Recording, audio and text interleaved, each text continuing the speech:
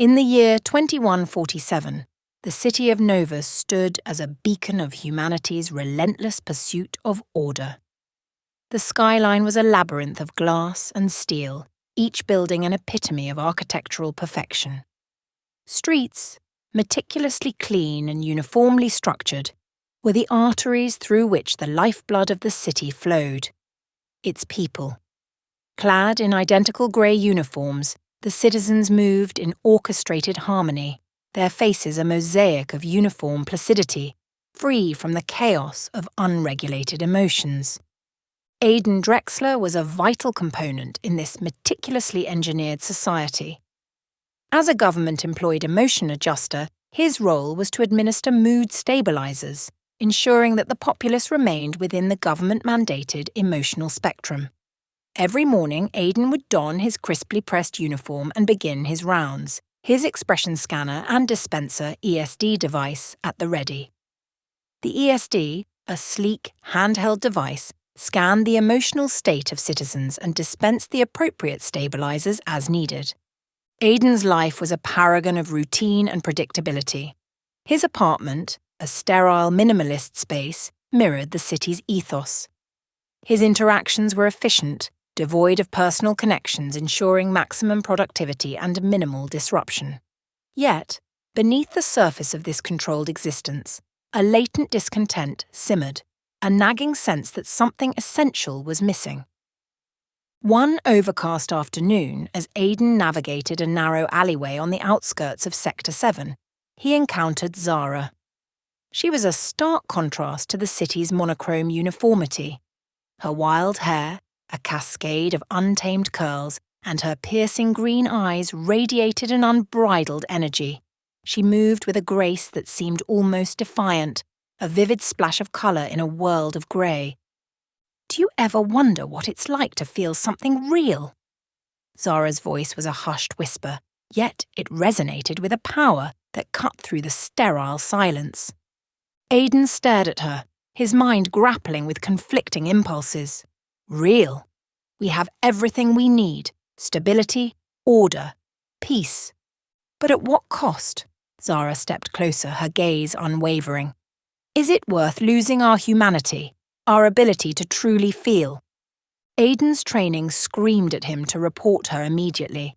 Unregulated emotions were a threat to the state's carefully constructed equilibrium. Yet something in Zara's eyes held him captive, igniting a spark of curiosity. She reached into her satchel and produced a small vial filled with a shimmering, iridescent liquid. "This," she said, holding it up to the dim light, "is pure, unadulterated emotion. I've found a way to bypass the inhibitors." Aiden felt a tumultuous mix of fear and intrigue. He had been conditioned to view emotions as volatile, dangerous forces that needed to be controlled. But Zara's passion was infectious, awakening a dormant part of him he hadn't known existed. Over the following weeks, Aiden found himself increasingly drawn to Zara's clandestine world. She led him to hidden enclaves within the city, where a small defiant community had rejected the state's emotional regulation. In dimly lit basements and abandoned buildings, they gathered to experience the full spectrum of human emotions. They laughed, cried, raged, and loved with an intensity that left Aiden breathless. One night, as they sat on a rooftop overlooking the sprawling, sterile city, Zara turned to him. "You can't go back to your old life, Aiden. Not now. Not after knowing what it means to truly live." Aiden looked at the vial in his hand, the liquid swirling with a life of its own. He knew she was right. Returning to his role as an emotion adjuster was unthinkable. But the alternative was equally daunting. To embrace his newfound freedom meant defying everything he had ever known, risking not only his safety, but his very existence. He took a deep breath, the cool night air filling his lungs. What do we do now? Zara smiled, a glimmer of hope in her eyes. We fight. We show people what they've lost, what they've been denied. The dawn cast a golden hue over the city. a stark contrast to the cold, artificial light that usually bathed Novus. Aiden felt a stirring of emotions he had long suppressed. Hope, fear, excitement. For the first time in his life, he felt truly alive. And he knew, no matter the cost, he would never go back to a world devoid of feeling. The battle ahead would be arduous, fraught with danger and uncertainty. The state had eyes everywhere, and any deviation from the norm was swiftly and harshly punished. Yet, the small community of emotion rebels was determined.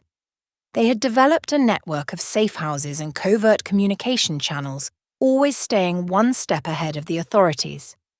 Aiden's role shifted from that of an enforcer to a protector. He used his knowledge of the city's surveillance systems to help the rebels evade detection. His expertise in administering mood stabilizers was now repurposed to counteract their effects, helping individuals regain their full emotional spectrum. Zara, ever the beacon of unbridled emotion, became the heart of their movement. Her ability to connect with people, to reignite their suppressed humanity, was unparalleled. She organized gatherings where people could experience music, art, and poetry in ways that had been long forgotten. These events, though fleeting and dangerous, sparked a growing sense of unrest among the citizens of Novus. As the movement gained momentum, the government's response became increasingly draconian. Public executions and mass incarcerations were used to instill fear and maintain control. The rebels knew they had to act decisively before their burgeoning revolution was snuffed out. In a daring plan, they aimed to hijack the central broadcast tower of Novus. This tower, a colossal structure at the heart of the city, controlled all communication and propaganda. By seizing it, they could transmit a message of defiance and hope, revealing the truth about the mood stabilizers and the government's manipulation.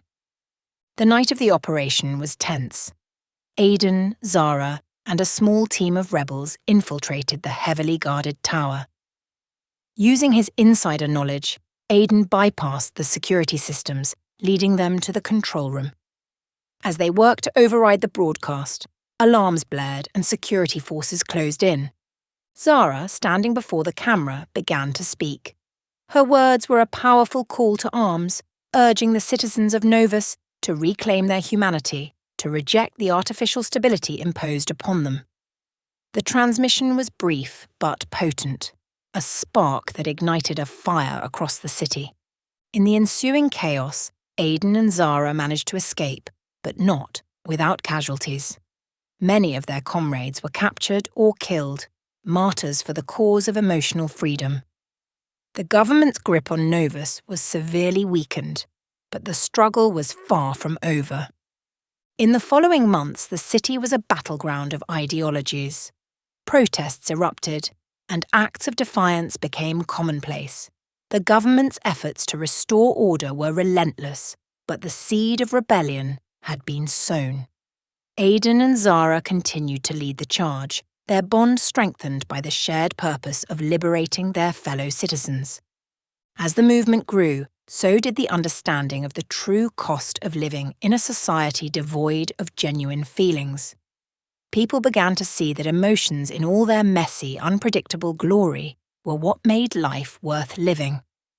The rebels' message spread like wildfire, reaching even the most indoctrinated minds. Aiden often found himself reflecting on his journey, from a dutiful enforcer of emotional regulation to a passionate advocate for human experience. His transformation was a testament to the power of genuine connection. He had discovered that the essence of humanity lay not in the absence of chaos, but in the embrace of it. In the heart of Novus, a revolution was unfolding, and at its core, Aiden and Zara stood united, ready to continue their fight for a future where emotions were not a threat to be neutralized, but a vital part of what it meant to be truly human. The road ahead was fraught with peril, but the promise of a world where people could live, love, and feel freely was worth every sacrifice.